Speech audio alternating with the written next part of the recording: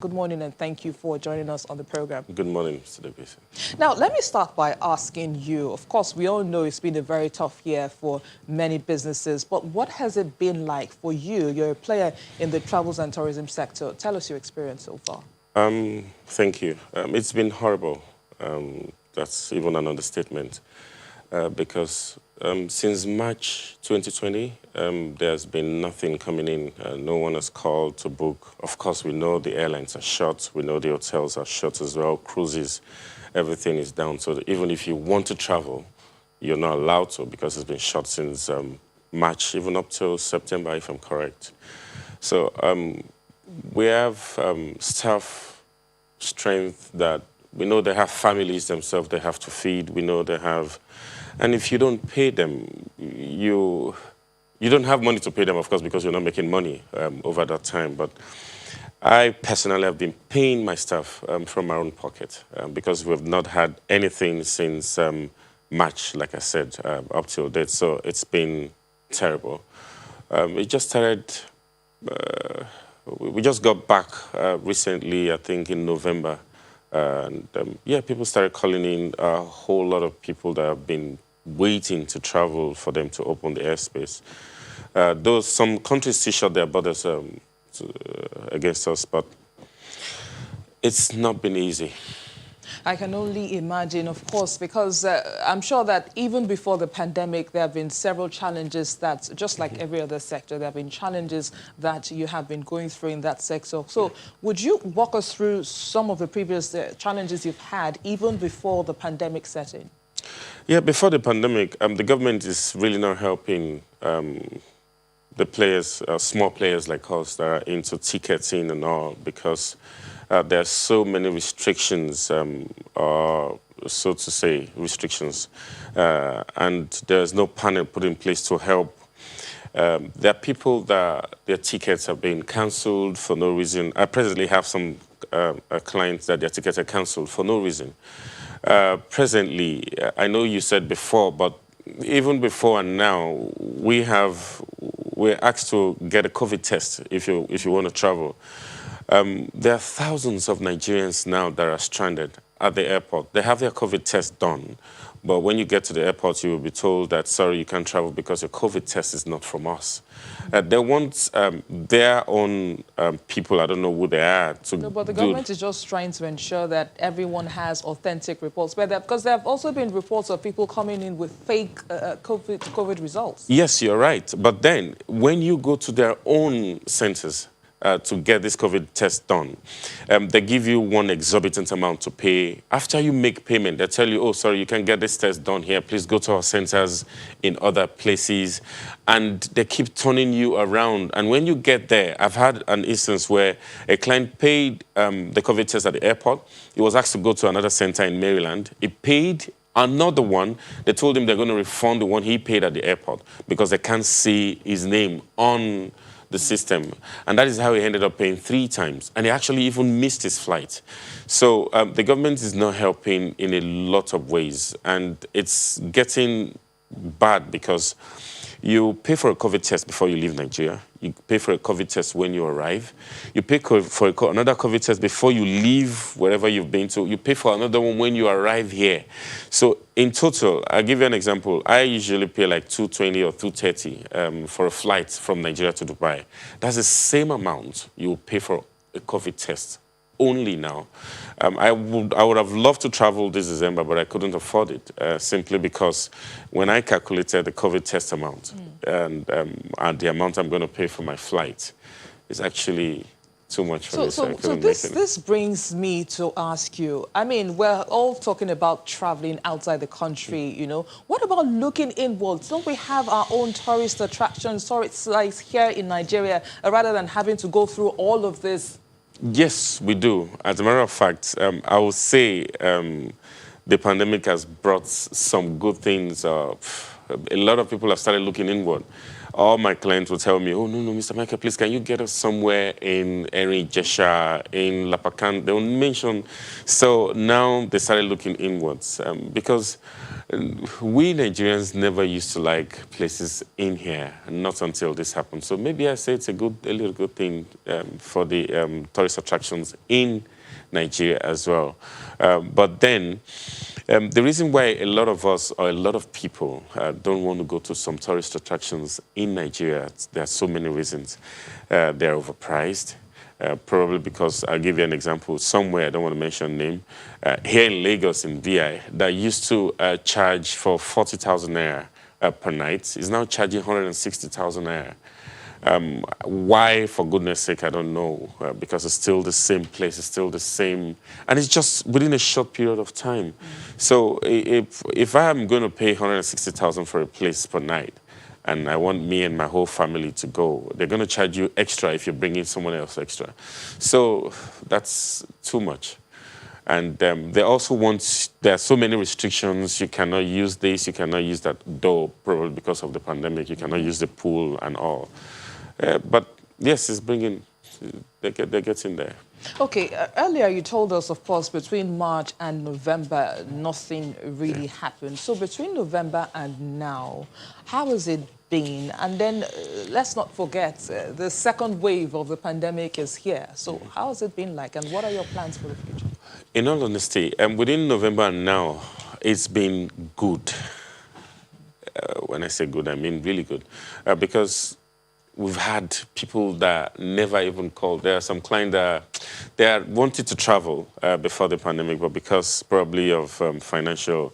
But now suddenly they're calling like I want to go now. Please, can I just get somewhere? And so many customers have called in to book flights or book tickets to go different places. Unfortunately, when they're ahead of the second wave of the pandemic, they now started slowing down again, thinking, all right, if I go or if I buy this ticket now and they cancel it, it might take, because there are still some clients now that have paid before the pandemic. Up till dates, some airlines have refused to do refunds. They said they are not yet doing refunds. So they are not scared of booking another ticket or the same thing happening to them again. So in all honesty, we just have to pray because we don't know anything that's going to happen. What lessons have we learned? You know, we saw the lockdown here, a second wave. You know, so what lessons have been learned? I'm sure you don't want to go through what you went through between March and November, and the second wave is here. So what is being done to avoid that kind of situation again as we go into the new year? Quickly, I'll say you can't do anything on behalf of the government. So when the government places restrictions or place ban on hotels or airlines, you can do nothing about that. So what my team have done is started looking inwards in Nigeria, different places people can visit. We'll send people there to negotiate. All right, listen, people can afford this, but if you do this for a certain amount of time, we're willing to be in partnership with you so we could get one or two things done. And yeah, so we started looking inwards now, which is the only way out. So has there been any form of government support for the tourism sector? Because just like the aviation sector, tourism has really suffered a major setback. Has there been any support from the government? Unfortunately, no. Nothing at all. And have you, in any way, do you have like a union where, you know, you've cried out to the government to say, look, this is what we're going through and we need help? Because it's one thing to just expect government to wake up. I mean, right now, the government is also overwhelmed. The economy has taken a nosedive. We're in a recession. So what have you done on your own?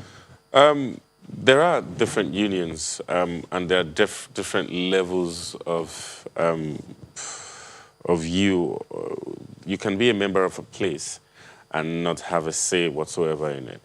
You can be partners with whatever. So someone like me, have nothing to do. I'm just a member of this or that, but they have all the things to do. So even if you come up with any ideas and give them like, why don't you do it this way or that way, it's gonna, they're not willing to listen to you because they have their own way of doing things. So honestly, I have no answer to that. You are probably one of those, who are still standing because many businesses have collapsed, since the start of this whole pandemic. So what does it feel to be in an industry that its existence is being threatened right now with all of this situation? It's not been easy, like I said earlier, but there are things that I always say to everyone around me, like if there are ways, if you've been trying something for a while and it's not working, not that you should give up, keep doing it, but get something else doing. Look for an alternative way to make it work, look for different things to do. So we started doing different, or putting our hands in different things to, or businesses, which can fetch us some money and for us to still stand. If not, we will. What about the use of technology now? Is there any way technology can play a role? Because we know that in all of this, technology has really been the in thing. So are you looking at ways to leverage the use of technology? Yes, but then don't forget, we Nigerians don't believe in let me use technology to do this or that. Yes, we can use it to access our Instagram, things like that, but we want to visit places in person. So even when you want to use technology to make them see this or that, or they really want to visit those places in person. So most Nigerians can't wait for all this to be over because they really want to go to those places in person. So what happens if there's another lockdown, even across the world? The truth is, I don't think we can survive another lockdown.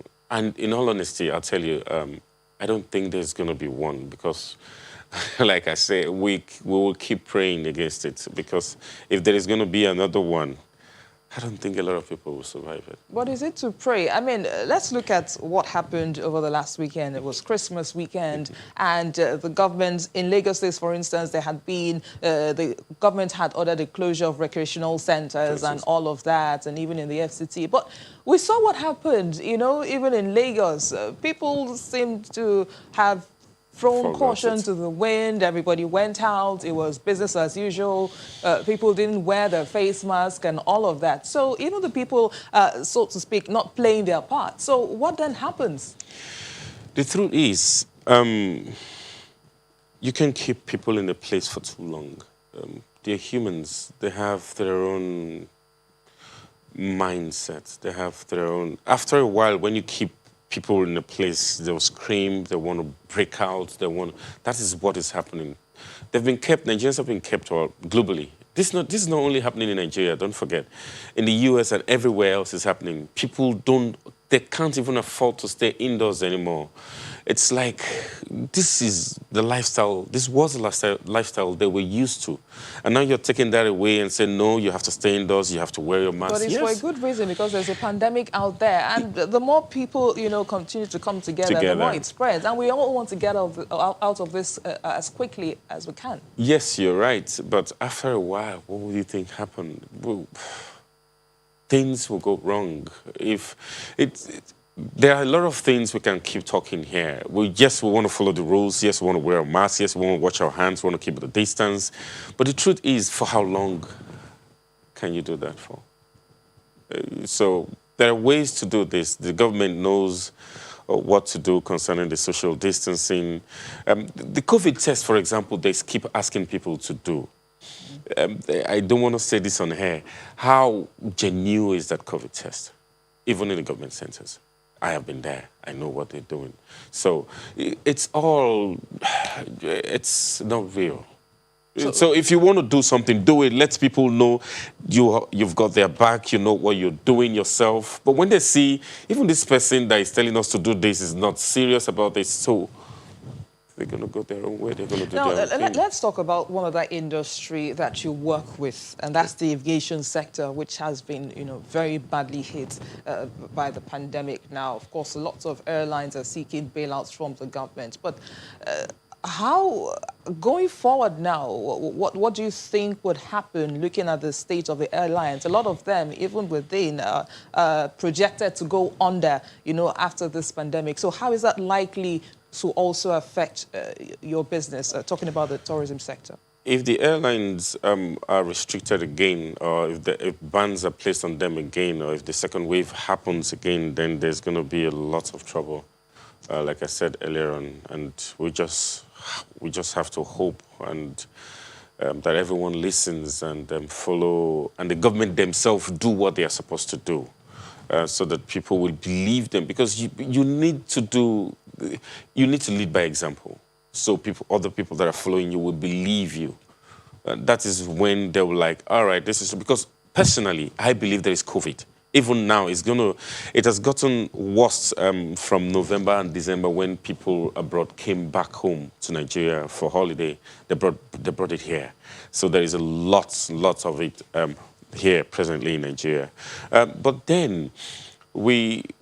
I don't think it's going to change. Like I said, I just believe it. I don't think there's going to be a second ban or a second... I honestly don't believe. So if you were to sit with the government now, what would you say that should be done to revive the sector going into the new year? They should do the same thing everyone else is doing, every other country is doing. Revive the airlines economy, give them bailouts. There are a lot of people, even the people like small sectors like us, the travel agent, they should help in whichever way they could. They can, even if they've been they can. I believe the government can do it, but because they are not sincere themselves, it's going to be difficult for them to do it. What about the states? I mean, we're talking about looking inwards. We're talking about generating more revenue for the country. So what about the role of the states, each state? I'm told that there are tourist sites in all of these places. They're all interested in making money for themselves. I mean, the state government, the federal government. So whatever you're doing as individuals or as an organization is not their issue, as long as you pay your tax and you do... They don't really want to know. Well, we hope that things change for the better coming in the new year. We'd like to thank you, Managing Director of Forbes Global Project International Limited, Olushola Michael. Thank you for coming on. Thank you so much.